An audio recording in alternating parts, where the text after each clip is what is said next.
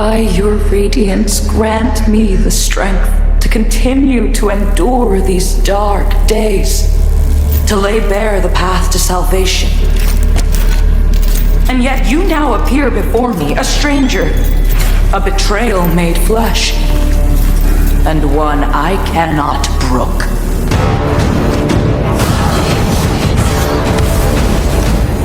Melee, magic, and ranged abilities are seamlessly interwoven. Alongside standard attacks, you can choose between catalysts, bows, crossbows, or throwables, mapping up to 4 additional magic or range skills to your controller for immediate access. This rapidly speeds up combat and reduces the need to swap between options. As with many of the imposing bosses you'll encounter, Hieta has 2 very distinct stages.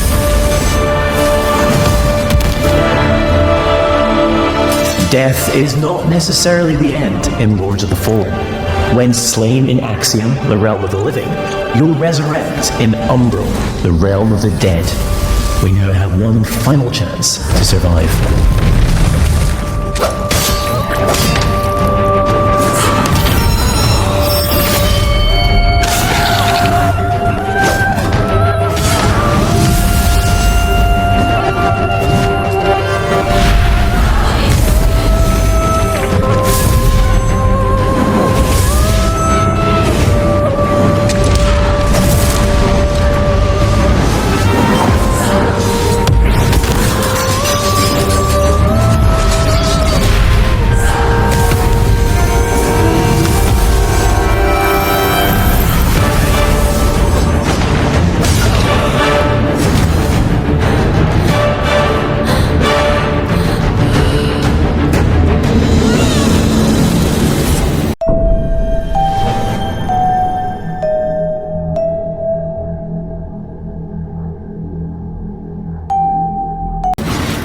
Though few and far between, these flowers denote special patches of ground upon which we can spawn a resting point, known as a vestige seedling.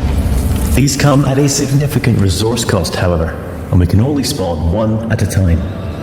The realms of Axiom and Umbral exist in parallel. Each world features its own unique pathways, enemies, characters, and, of course, treasures. We can now use this crafted vestige to return to Axiom.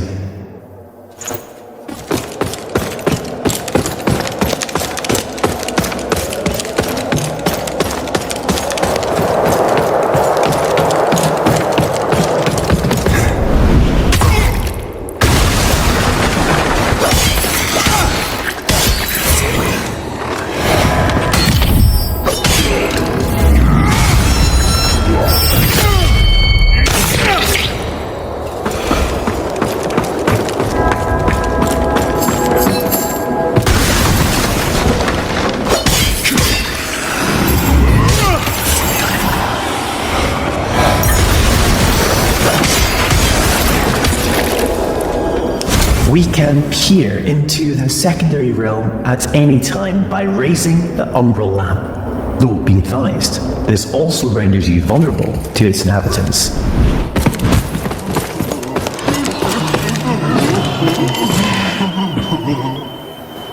We will now use the lamp to cross over to Umbral, though doing so will consume one of our 2 lives, and it isn't so easy to return to the world of the living.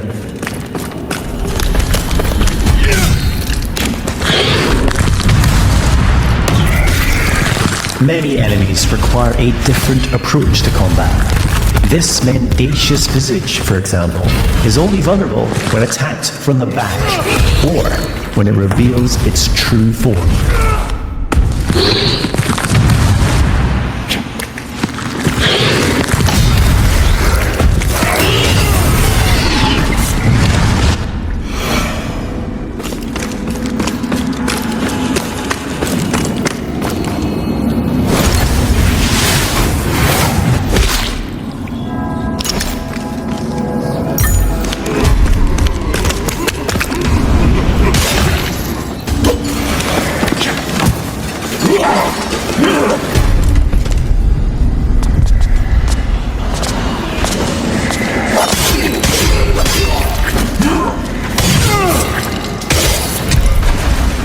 You'll also come across permanent vestiges on your travels.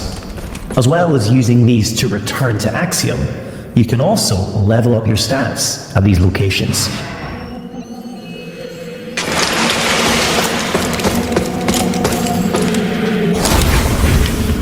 Three schools of sorcery can be mastered: Rogar, Radiant, and Umbral, each specializing in a different area of the arcane and requiring a different catalyst to cast. Our current build is adept in Rogar, characterized by devastating pyromantic attacks.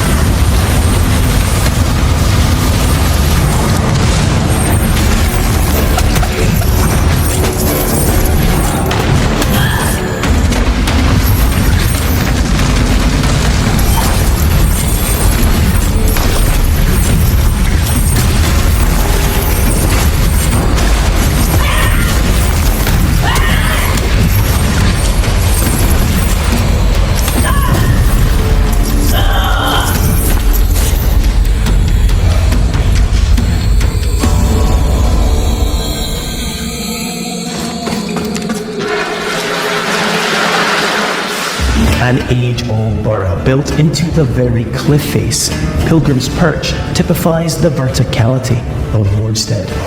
There are myriad pathways stretching both above and below, with hidden areas, treasures, and NPCs all awaiting discovery.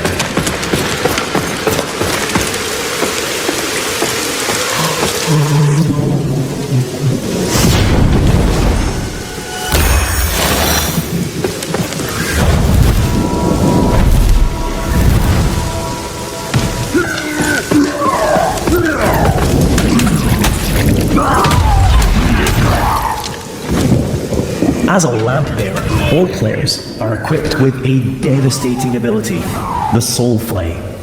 By using one of a limited number of soul charges, we're able to extract the very soul of an enemy, ready to inflict significant damage.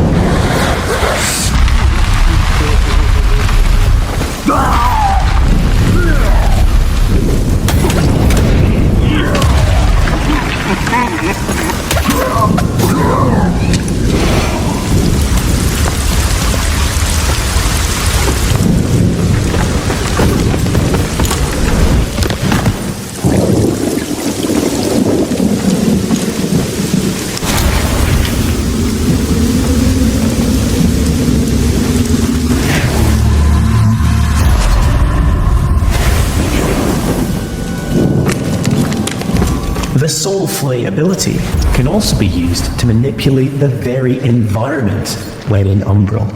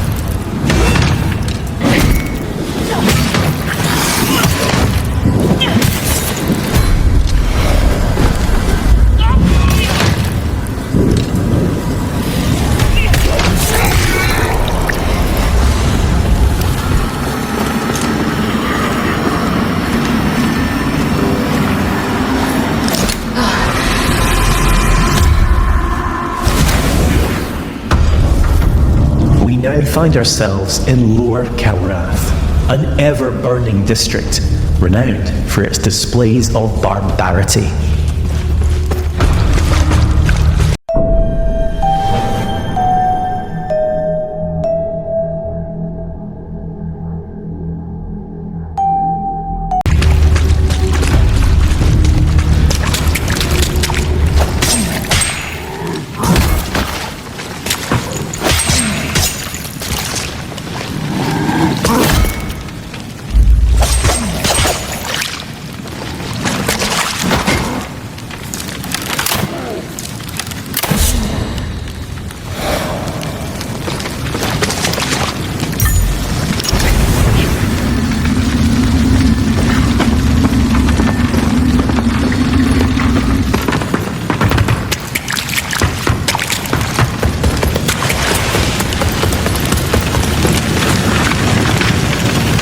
We're now going to invite a second player to join us on our journey.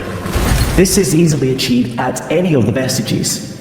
You can choose to fight alongside a friend or a randomly selected player. Either way, your co-op companion will remain at your side for as long as you or they choose. As a Radiant Sorcerer, our ally is able to buff either character with various enhancements.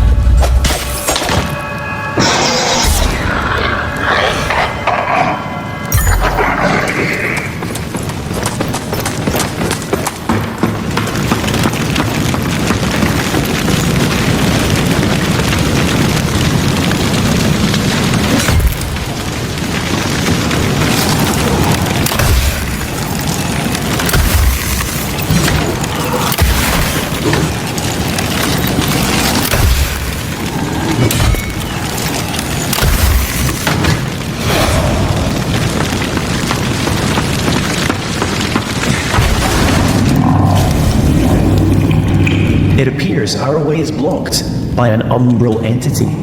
We will need to track its tendrils in order to locate and expel the source of its power.